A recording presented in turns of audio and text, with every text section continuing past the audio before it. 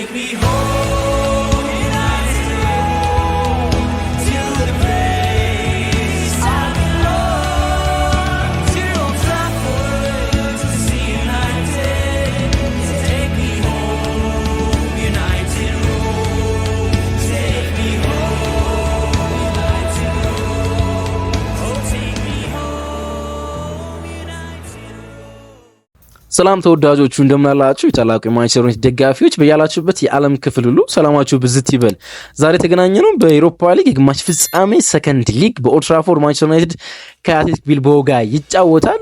ሮበን አሞሪም ከአሌሃንድሮ ጋርናቾ ሆኖ ደግሞ ጋዜጣዊ መግለጫ መስጠት ችሏል። እያንዳንዱን ቃላት የሮበን አሞሪም ልናስቃኛችሁ ከናንተ ጋር ተገናኝተናል። ስለ ማቲያስ ዲሊት ጉዳት በጨዋታው ስለመድረስና አለመድረሱ፣ ስለ ብሩኖ ፈርናንዴዝ የሰሞኑ የዝውውር ወሬዎች እኛም ደግሞ ሰርተንላችሁ ነበር። ስለ ዝውውር ወሬው ተጠይቆ ምላሽ መስጠት ችሏል። ሁለቱ የዊሊያምስ ቤተሰቦች ኢናኪ ዊሊያምስ እና ኒኮ ዊሊያምስ በጨዋታው ላይ አይኖሩም። አለመኖራቸው ለማንቸስተር ዩናይትድ አድቫንቴጁ ምንድነው? ጨዋታውን በምን አይነት መንገድ ማኔጅ ታደርገዋለህ ተብሎም ተጠይቆ ነበር።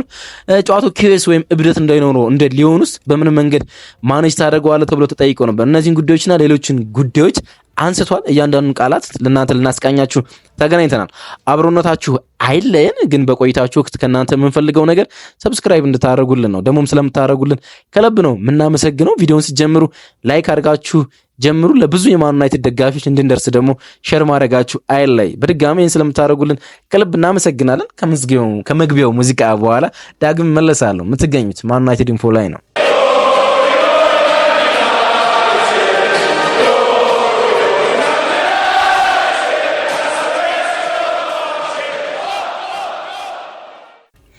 ሮበን አሞሪም ሌላ በጣም ውብ ለሆነ ሪከርድ ይጫወታል። ይሄኛውን ጨዋታ ማድረግ እንችላለን። ምክንያቱም ወደ ሳን ማሚስ የሚመለስ ከሆነ በአውሮፓ ሊግ ፋይናል በታሪክ ውስጥ የእንግሊዝ ቡድንን ወይም ደግሞ የእንግሊዝ ፕሪሚየር ሊግ ቡድን ይዞ በአውሮፓ ውድድሮች ፋይናል መድረስ የቻለ በመጀመሪያው ሲዝን ሶስተኛው አሰልጣኝ መሆን ይችላል። ሁለት አሰልጣኞች ከዚህ ቀደም በመጀመሪያ ሲዝናቸው በአውሮፓ ውድድሮች ፋይናሊስት መሆን ችለዋል። አንደኛው የቶማስ ቱል ቼልሲ ነው። በ2020-21 ሲዝን ላይ ቶማስ ቱል በመጀመሪያ ሲዝኑ የአውሮፓ ሻምፒዮንስ ሊግ ፋይናሊስት ነው። እንዲሁም ደግሞ ዋንጫውን ማሳካት ችሎ ነበረ። ሌላኛው የጆዜ ሞሪኒዮ ቡድን ነው። 2016-17 ማንቸስተር ዩናይትድን ይዞ የአውሮፓ ሊግ ፋይናሊስት ነበር። ደግሞ ዋንጫውን ማንሳት ችሎ ነበር ማለት ነው። ጆዜ በማንቸስተር ዩናይትድ ታሪክ የመጀመሪያው ነው የአውሮፓ ውድድሮችን በመጀመሪያው ሲዝን ላይ ፋይናሊስት መሆን ቻለ ማለት ነው። ሮበን አሞሪም ይሄን ታሪክ ለመጋራት አሁን የመጨረሻ 90 ደቂቃዎች ይቀሩታል። 13 ጨዋታዎችን በአውሮፓ ሊግ ማንቸስተር ዩናይትድ አልተሸነፈም ለመጨረሻ ጊዜ ማለት ነው። በሶሲዳድ 1-0 2022 ላይ ከተሸነፈ በኋላ ማለት ነው። ይሄኛውን ጨዋታ የማሸነፍ ግምቱን በላቀ ደረጃ የሱ ነው። ሮበን አሞሪም ጋዜጠኞች ጋር ሰፋ ያለ ቆይታ ነበረው። አሌሃንድሮ ጋርናቾ ደግሞ ከሱ ጋር ጋዜጣዊ መግለጫውን የሰጡት ነው። ኢች ወርድ ነገሮችን የተመለከተነ ከእናንተ ጋር እንቆያለን።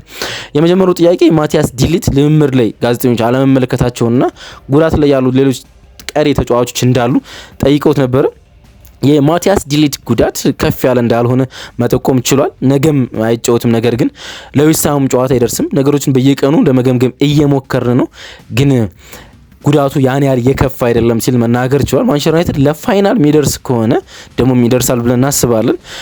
ማቲያስ ዲሊት የፋይናሉ ተሳታፊ የመሆን እድሉ ሰፊ ነው። ሌላው ስለ አይደን ሄቨንም ተናግሯል። አይደን ሄቨንም ለጨዋታው እንደማይደርስ፣ በተጨማሪ ቶቢ ኮለርም ለጨዋታው እንደማይደርስ ሮበን አሞሪም መግለጽ ይችላል። ከቲም ኒውስ ጋር ይሄ ነው ያለኝ ሲል ነው ለጋዜጠኞቹ መናገር የቻለው። ስለ ቡድኑ የመሪነት ብቃት አንድ ጋዜጠኛ ጠይቀው ግልጽ ነው በቡድኑ ውስጥ በጣም መሪ ተጫዋቾች አሉ፣ ግን በዚህ ውድድር ዓመት አንዳንድ አሉታዊ የሜዳ ውጤቶች ነበሩና በዚህኛው ጨዋታ ላይ ምንም ነገር እንዳይፈጠር በምን ያህል ደረጃ ጠንቃቃ ናችሁ ሲል ጠይቆት ነበር። ሮበንም በጣም ግልጽ ነው አለ። ምክንያቱም የኛ የውድድር ዓመት ከተመለከታችሁት ሁሉም ነገር በእኛ ላይ ይቻላል አለ እና ማንም ቡድን ማንቸስተር ዩናይትድ ላይ የሆነ ነገር ማድረግ እንደሚችል በውድድር ዓመቱ ላይ ታይቷል። አንድ ጎል ሁሉንም ነገር ሊለውጥ እንደሚችል፣ ቀይ ካርዶች በጨዋታ ውስጥ ያሉትን ነገሮች ሁሉ ሊለውጡ እንደሚችሉ በባለፈው ጨዋታ ላይ ተመልክተናል። የጨዋታው ፍጥነት ከእጃችን ከወጣ ምንም ነገር ሊፈጠር ይችላል። ደግሞም ያን ባለፈው ሳምንት ተመልክታችኋል። ምንም ነገር ሀፕን ሊያደርግ እንደሚችል ግን እኛ የአግሪጌት ውጤቱን እያሰብነ ሳይሆን ወይም ደግሞ የድምር ውጤቱን እያሰብነ ሳይሆን እንደ መጀመሪያ ጨዋታውን ከ0-0 ጀምረን እንጫወታለን። እንደዛ የምናደርግ ከሆነ ነገሮች ለኛ መልካም ይሆናሉ ብዬ አስባለሁ ያለ ሩበን አሞሪም ባለፉት 24 ሰዓትና 48 ሰዓታት ውስጥ ስለ ብሩኖ ፈርናንዴስ ምን እየተወሩ እንደሆነ ሰምታችኋል። አሌሃንድሮ ጋርናቾም ወሬዎች እየተወሩ እንደሆነ ወይም ደግሞ ስለ ዝውውር የሚጽፉ ጋዜጠኞች ስለ አሌሃንድሮ ጋርናቾ ማለት ስለ ብሩኖ ፈርናንዴስ በሳውዲ አልሂላል መፈለግ ሰምቷል። እሱንም ነግሮናል። እናም ስለ ብሩኖ ፈርናንዴስ ምን ትለናለህ ሲሉ ጋዜጠኞች ጠይቀውት ነበረ። ስለ ቡድኑ ያለው ጠቀሜታ ለሚቀጥሉት ሳምንታት ስላሉ ጨዋታዎች ብቻ ሳይሆን ለሚቀጥሉት ዓመታት በቡድኑ ስላለው አስፈላጊነትና ቆይታ የምትነግረን ነገር ካለ ብለው ጠይቀውት ነበረ።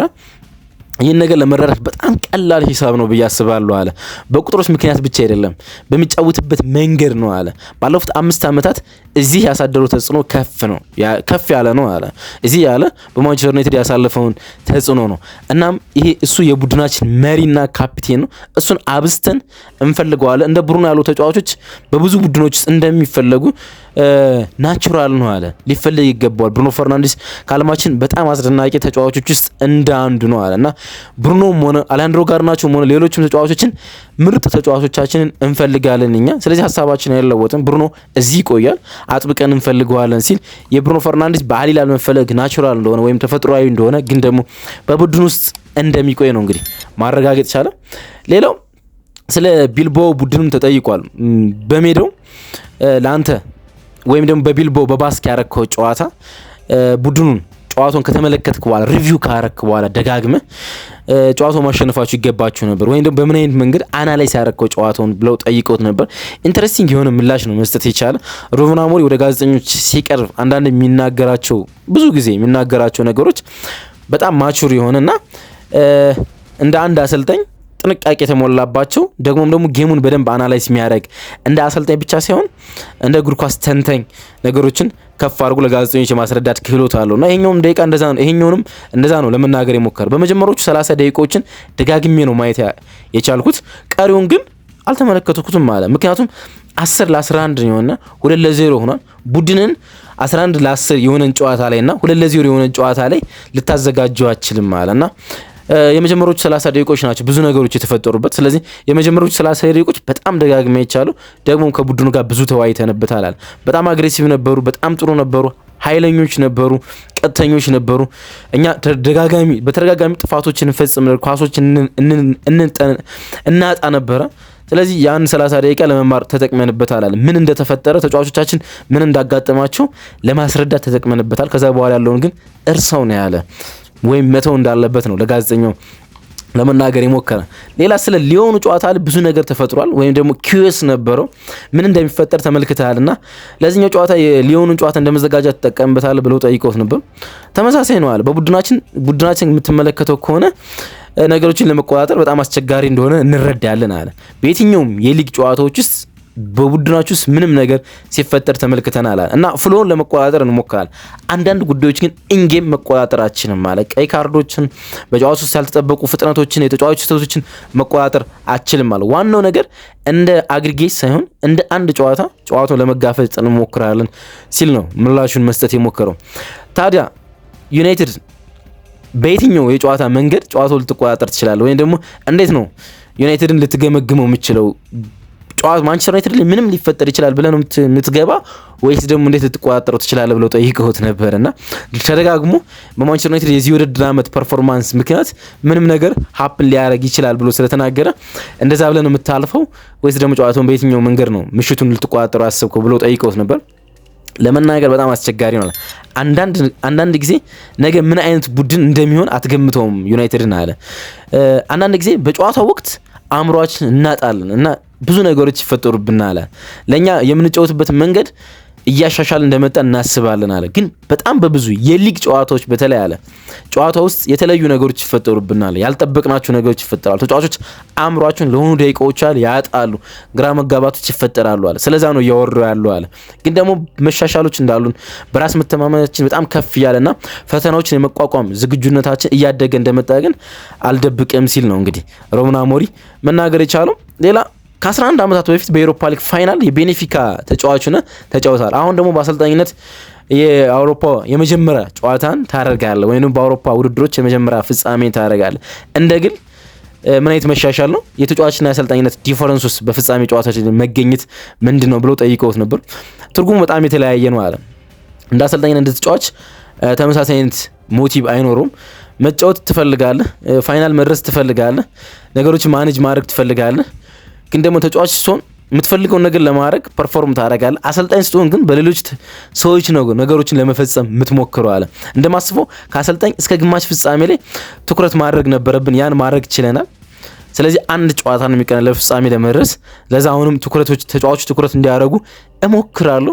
ተጫዋች ስትሆን ግን ማድረግ የምትፈልገውን ነገር ራስህ ትሞክረዋለህ፣ ፕራክቲስ አደርገዋለህ ሲል ነው ሩበን አሞሪም መግለጽ ይቻላል። የዊሊያምስ ቤተሰቦች ኢናኪ ዊሊያምስ እና እንዲሁም ኒኮ ዊሊያምስ በጨዋታው ላይ አይኖሩም። እንዲሁም አየን ሳንሴትም በጨዋታው ላይ አይኖሩም፣ አልተጓዙም። ባጭር ቃል የእነሱ አለመኖርን ግለጽልኝ ሲል አንድ ጋዜጠኛ ጠይቆት ነበር። ምንም አይደለም አለ፣ ለእኛ ምንም ነገር አይፈይድም አለ። ቢልባኦ በጣም ትልቅ ቡድን ነው። በጣም ቁልፍ ተጫዋቾች አለመኖሩ በቡድን ውስጥ ምን እንደሚያጎል አውቃለሁ በራሴ ቡድን። ለኛ ግን ምንም አይደለም ይሄ አለ። ወደ ጨዋታው እንገባለን። ጨዋታውን ለፍጻሜ በሚያበቃን ፐርፎርማንስ ውስጥ እንጫወታለን። ከዛ በኋላ የሚመጣውን ውጤት እንቀበላለን። ተጫዋቾች መኖርና አለመኖራቸው በእኛ ፕላን ውስጥ የሚቀይረው ነገር አይኖርም ሲል ነው እንግዲህ ሩበን አሞሪም መናገር ይቻላል። ከዛ በኋላ ከሰሞኑ በጣም አብዝቶ መነጋገሪያ ስለሆኑ የአርሰን ቪንገር የዩሮፓ ሊግ እቅድም ተጠይቆ መናገር ችሏል። አርሰን ቪንገር የዩሮፓ ሊግ አሸናፊዎች በሚቀጥለው ዓመት የዩሮፓ ሊግ መሳተፍ ነው እንጂ የቻምፒየንስ ሊግ ሪዋርድ አይገባቸውም ሲል ተናግሮ ነበር። ከዚህ ቀደምም የቻምፒየንስ ሊግ ሶስተኛ የሚወጡት ቡድኖች በዩሮፓ ሊግ መሳተፍ የለባቸውም፣ በፍጹም የወደቀ ቡድን ሪዋርድ አግኝቶ ወይም ሽልማት አግኝቶ በዩሮፓ ሊግ መሳተፍ የለበትም ሲል ተናግሮ ዩኤፋ የሱን ቃል ተቀብሎ የቻምፒየንስ ሊግ ቡድኖች በአዲሱ ፎርማት ወደ ዩሮፓ ሊግ እንዳይመጡ ማድረግ ችሎ ነበር። አሁን ደግሞ ዩሮፓ ሊግ ያሸነፈው ቡድን በቃ ዩሮፓ ሊግ ነው በሚቀጥለው ዓመት መሳተፍ ያለበት እንጂ የቻምፒየንስ ሊግ ሪዋርድ ማግኘት የለበትም ሲል ተናግሮ ነበርና በሱ ሐሳብ ተስማማላ ተስማማን ብሎ ጠይቀውት ነበር። እኔ ምንም ማድረገው ነገር የለኝም ማለት ህጎችን ነው ምን ተጠቀመው አለ። ህጎች ብቻ እንተከተላለን። ሰዎች ህጎች መቀየር ከፈለጉ በሁሉም መንገድ ማድረግ ይችላሉ፣ ግን ህጎች ናቸው አለ። እኛ የምንሳተፍበት ውድድር ላይ የምናሸንፍ ከሆነ ወደ ቻምፒየንስ ሊግ ትሳተፋላችሁ ሚል ህግ አለ። ስለዚህ በዛ ህግ ውስጥ ነው የምንመራው አለ። ነገሮች መቀየር አለባቸው የሚሉ ከሆነ ሲቀየሩ ደግሞ በዛ ፍሎ ማድረግ እንችላለን። እዚህ ውስጥ የምንሰጣቸው አስተያየቶች አይኖሩም። ባለፈውም ብያቸዋለሁ አለ። የኛ የኤፍኤ ካፕ አሸናፊዎች በኤሮፓ ሊግ ይሳተፋሉ፣ የእንግሊዝ ፕሪሚየር ሊግ አለ እና ህጎች ናቸው እነዚህ የተጻፉ ነገሮች ናቸው። በዛ ፍሎ ውስጥ እናልፋለን። ነገሮች የሚቀየሩ ከሆነ አብረን እንቀየራለን ሲል ነው እንግዲህ ለመናገር የሞከረው። ከጥቂት ሳምንት በፊት ቡድኑ በክለቡ ታሪክ ውስጥ በጣም መጥፎ የውድድር ዓመት ነው ስትል ተሰምታል። ይህን አነጋገር አሁን እንዴት ታስበዋለህ?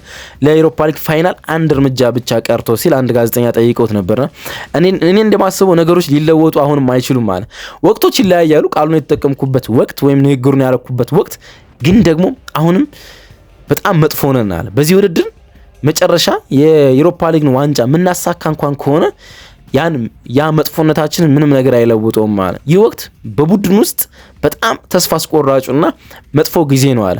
አሁንም ይህ ወቅት ለኛ አስቸጋሪ ነው አለ። ለኛ ብቻ ሳይሆን ደግሞ በቡድን ውስጥ ስታፍ ውስጥ ላሉ ለማኔጅመንት ሰዎችን በጣም አስቸጋሪ ነው አለ። በታሪክ ውስጥ አላቅም አለ። በእርግጠኝነት ግን ባለፉት 50 ዓመታት ውስጥ ደካማው ቡድን ነው እኔ ያስኩት ወይም ደግሞ እያሳለፍን ያለው ውድድር ዓመት ሲል ነው እንግዲህ መናገር ይቻላል። በመጨረሻ አንድ ጋዜጠኛ ደግሞ የዊሊያምስ ቤተሰቦች አለመኖራቸው ወንድማማች አለመኖራቸው በጨዋታ ውስጥ ምን ይፈጥራል ሲል ደግሞ ሌላ ጋዜጠኛ በስፓኒሽኛ ጠይቆታልና በጣም አብራርቶ ነው ለመመለስ የሞከረው። የቡድኑ ሀሳብ ውስጥ ምንም ነገር አይቀይርም ማለት ጨዋታውን ከተመለከትክ አሌክስ በርገር በጨዋታ ውስጥ አለ፣ በግራ በኩል መጫወት ይችላል። ከኒኮ ዊሊያምስ ጋር የተለያየ የጨዋታ ዘይቤን ያላቸው ግን እዛ ቦታ ላይ መጫወት ይችላል። አልቫሮ ዲጅል ተጠባባቂ ነው፣ ለብዙ ዓመታት አውቀዋለሁ አልቫሮ ዲጅል። ስለዚህ እሱ በጨዋታው ላይ የመጠቀም እድል ይኖራቸዋል። በጣም ጥሩ ተጫዋች ነው።